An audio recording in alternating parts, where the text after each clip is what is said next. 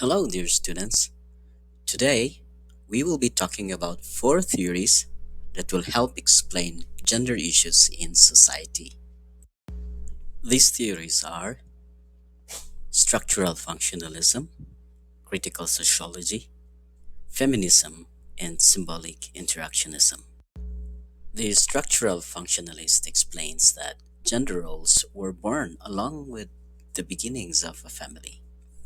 Basically, this theory takes on the evolutionary perspective on gender.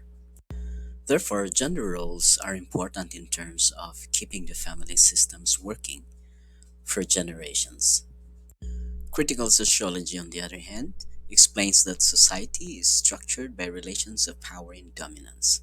That is, where men are more domineering over women. And this is where the problem begins. Feminism is a form of critical sociology. It is basically a very broad philosophy that has evolved into a movement of women from the more radical groups to the less radical ones. Therefore, the evolution of feminism can be subdivided into three waves. The first wave, which began in 1830s, was primarily concerned about the civil rights of women. The second wave of feminism saw women clamoring for rights in the workplace, about sexuality, family, and even reproductive rights.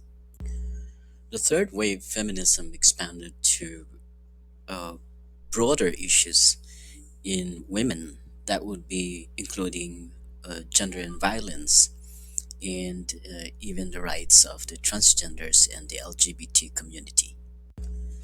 Symbolic interactionism, on the other hand, looks at gender in an entirely different way.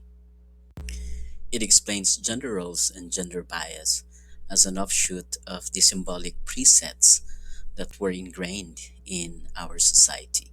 For example, when you walk into a bank and you want to apply for a loan, so the success of your negotiation depends on whether you're talking to a man or a woman.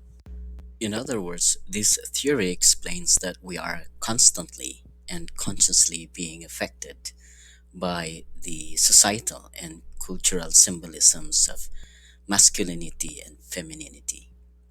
So that's it. Thank you very much, and let's go to the summary.